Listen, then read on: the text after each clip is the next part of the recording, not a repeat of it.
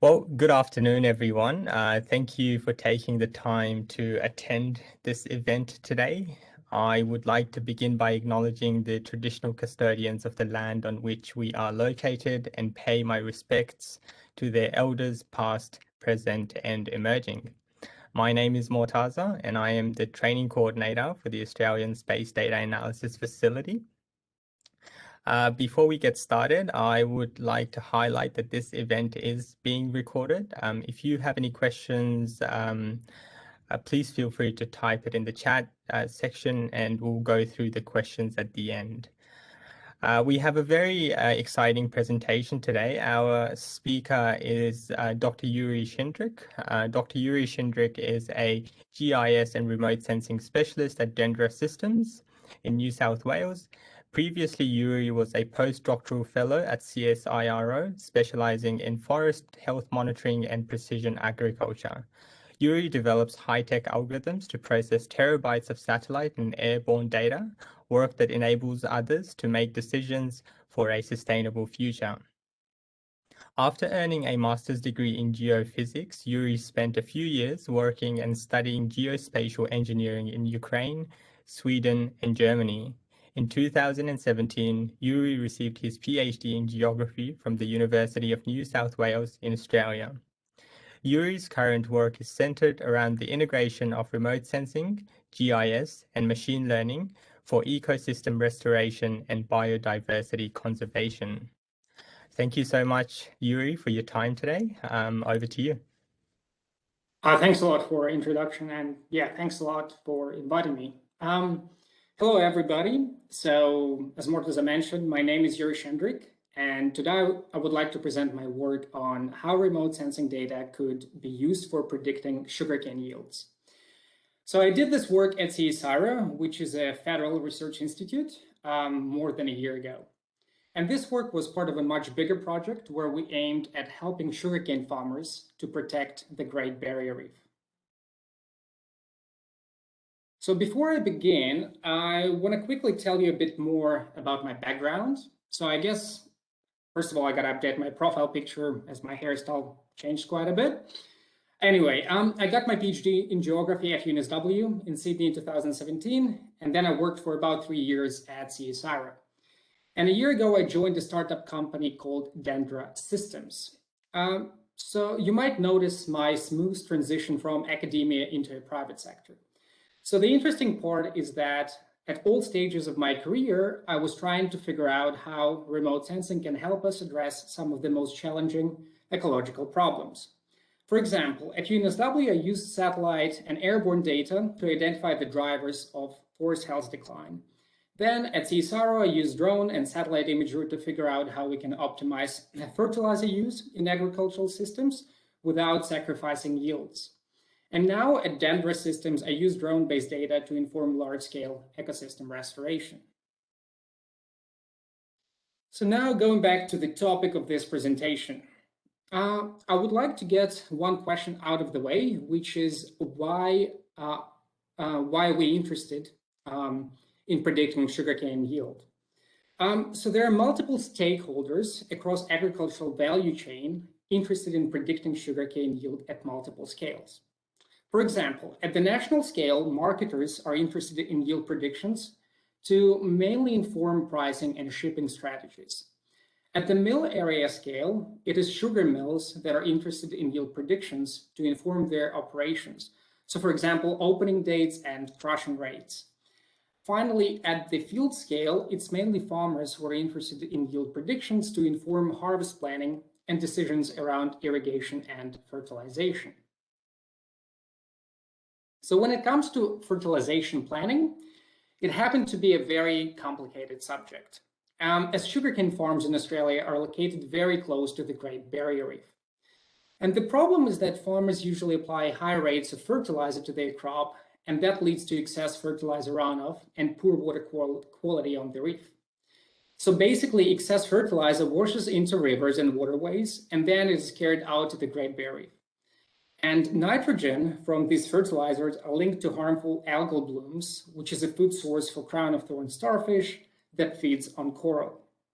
So another point is that rising sea temperatures linked to climate change is actually the main reason the Great Barrier Reef is currently dying. But in this project, we focused on the secondary problem, which is agricultural pollution that comes from sugarcane fields. So to address this agricultural runoff problem, we decided to test a hypothesis that provision of timely information on sugarcane yields will help farmers make better decisions about their fertilizer use. So we live in an era of digitization with easy access to big data and the ability to analyze it in near real time. And we decided that we can use remote and proximal sensing data, that is like satellite and drone imagery, CSIRO's computational platforms, and data analytics to, first of all, build predictive models of sugarcane yield, and second, deliver information on how management practices affect yields to the farmers through an application or a web portal. And the assumption here was that by knowing yield predictions early in the growing season, farmers can not only do their harvest and irrigation planning, but they can also inform their fertilization practices.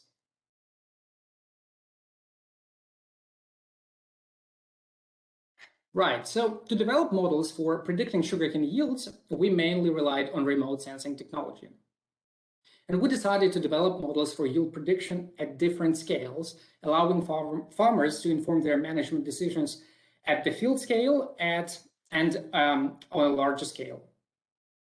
So for the Finescale yield prediction, we tested a combination of drone-based multispectral imaging and LiDAR scanning technologies, and I believe this hasn't really been done before. While for large-scale yield prediction, we tested different satellite sensors, so including multispectral and radar, that have revisit times as low as 1 day and resolutions of as low as 3 meters. So first, I will briefly tell you about the fine-scale yield prediction, as I find this topic quite fascinating. So as I mentioned before, for the fine-scale yield prediction, we used drone-based multispectral and LiDAR technologies in combination with extensive field measurements of sugarcane yield. So on these photos, you can see the drone system equipped with LiDAR and multispectral sensors that we used for this work. And the cool thing is that the LiDAR system that we used has been developed at CSIRO. It's called HoverMap, and it is now available commercially through a spin-out company called Amazon. And I highly recommend anyone who is interested to check it out. So on this slide, you can also see our process of yield measurements in the field, which involve the use of different differential GPS and cutting and weighing sugarcane stalks.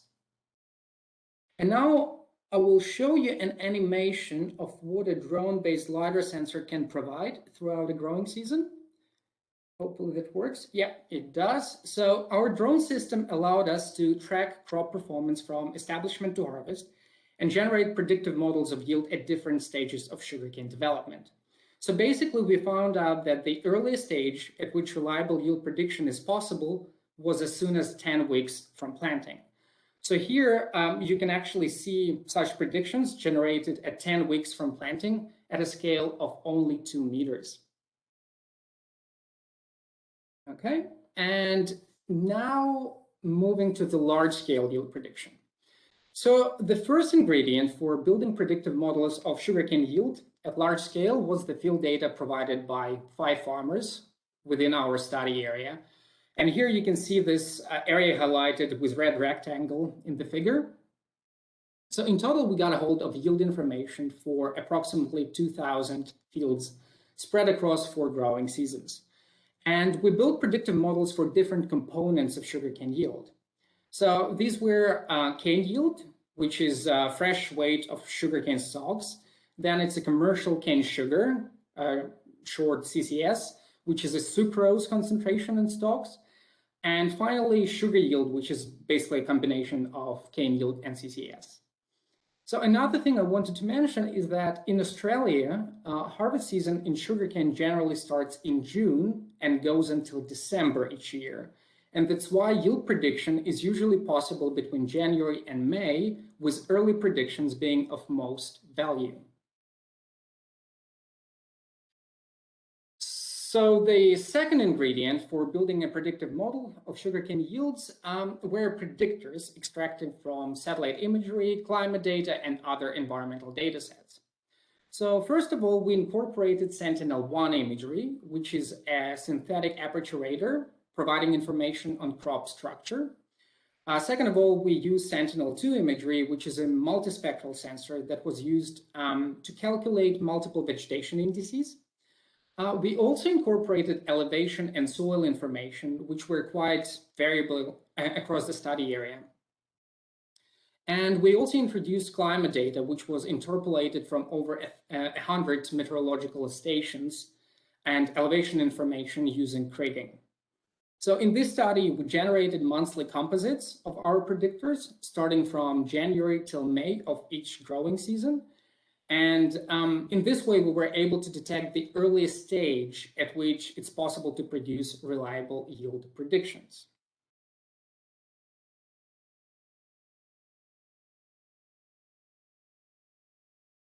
Right, so now that we had both the field data and predictors ready, we combined them through machine learning to build predictive models of cane yield, sugar content, and sugar yield. So in this study, we tested 4 decision tree-based models: random forest, extra trees, gradient boosting, and extreme gradient boosting. So hopefully most of you are familiar with these decision tree-based models, and if not, you definitely want to check them out. So here we implemented a standard machine learning procedure of splitting data into train, test, and validation sets at 60 to 20 to 20 ratio, and used a randomized search on harbor parameters to identify the most accurate machine learning model. And we used root mean square error to optimize the best model. So one of the main results of this modeling was that gradient boosting outperformed all other models in the majority of prediction tasks.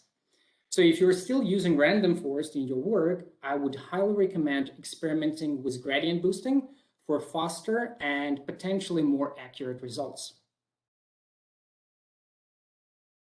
Moving on to the results of this work. So at the field level, our modeling resulted in quite moderate accuracy. So we got R-squares of roughly 0.5, 0.6. And there could be multiple reasons for this. So starting from the fact that our predictors were not informative enough to a lot of noise in our field measured data. And I actually tend to believe that our training data was quite noisy because harvester operators often do not know the exact boundaries of each field, and that leads to harvested sugarcane being mixed from adjacent fields. So on these scatter plots, you can also see the general overestimation of low values and underestimation of high values. And this is a known issue of decision tree-based algorithms. But I think the more important finding was that we were able to generate such predictions as early as 4 months before the harvest season. So another finding was that cane yield predictions mainly relied on Sentinel-2 derived vegetation indices, with smaller contributions from climate and elevation predictors. On the other hand, CCS, so sugar concentrations and sugar yield predictions, mainly relied on climate data, such as temperature and precipitation, with minor contributions from satellite and elevation-based predictors. And that, in my mind, makes a lot of sense, as, for example, big crops do not necessarily have high sugar content. So another important finding is that we got much better accuracies when field level predictions were averaged at the mill level. So here you can see cane yield, CCS, and sugar yield predictions across 3 growing seasons for 4 sugar mill areas in Australia. And here predictions were also generated 4 months before the beginning of the harvest season. So you can see our models slightly underestimating measured values. And that suggests that prediction errors at the field level were canceled out at the mill area level. It is also possible that field data for training machine learning models were somewhat unrepresentative of the mill area yield. And there was also uncertainty around the boundaries of the mill areas. So yeah, there were quite a few issues there. In any case, given the high accuracy of mill level predictions, they can be used to inform marketing, pricing, and shipping strategies, And I believe they are also of interest to the mills to inform their operations, such as opening dates and crushing rates. And here I would like to simply demonstrate what our predictions look like in spatial terms. So here I show predictions of different sugarcane yield components for 2020 that were produced 3 months before the start of the harvest season. And importantly, we were able to do this at 10-meter resolution, allowing us to even detect yield variability within individual fields. And potentially this within field variability could be used to inform split application of fertilizer, where, for example, a farmer would apply high rates of fertilizer to low yielding areas and low rates to high yielding areas.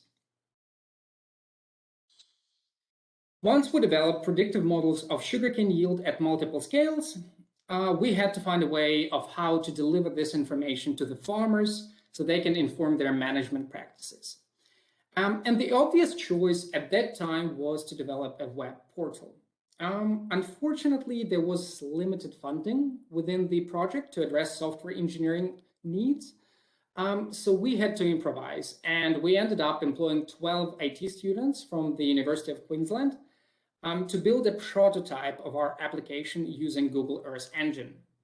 By the way, if you're not using Google Earth Engine and you struggle with processing large remote sensing datasets, again, I would highly recommend to check it out. On this slide, you can see our students that actually made it happen and a snapshot of our web portal prototype for yield prediction. Finally, having our yield prediction models and a prototype of our web portal to visualize our predictions, we approached multiple sugarcane farmers to get feedback on our product. So generally, the feedback was very positive, with all of the farmers indicating that our yield predictions made a lot of sense to them. But they also indicated that they would need to evaluate those predictions over multiple growing seasons before using them to inform their farming practices. This basically means that the adoption of yield predictions as a tool to decide on how much to fertilize sugarcane fields might take multiple years to implement. Another important issue raised by some farmers was around data privacy. So with some farmers indicating that they wouldn't want other farmers to have access to their yield predictions. Cool, and yeah, this brings us to the conclusions. So first of all, I'm going to state the obvious, saying that we haven't saved the Great Barrier Reef yet, but I think we are on the right track when it comes to at least resolving water quality issues on the reef. So another point is that we demonstrated that sugarcane yield can be predicted at both fine and large scales using remote sensing. And most importantly, yield could be predicted long before the harvest season. So there is definitely a need to develop this product further. Specifically, a proper platform for distributing yield prediction in near real time is needed, as well as extensive user testing. And I believe just before finishing my work at CSIRO, we got some funding from the Great Barrier Reef Foundation to continue this work, which is great news. So if you missed any of the information from my presentation today, or if you would like to learn more about my work, you're welcome to read the papers that came out of this project, or simply shoot me an email. At this, thank you for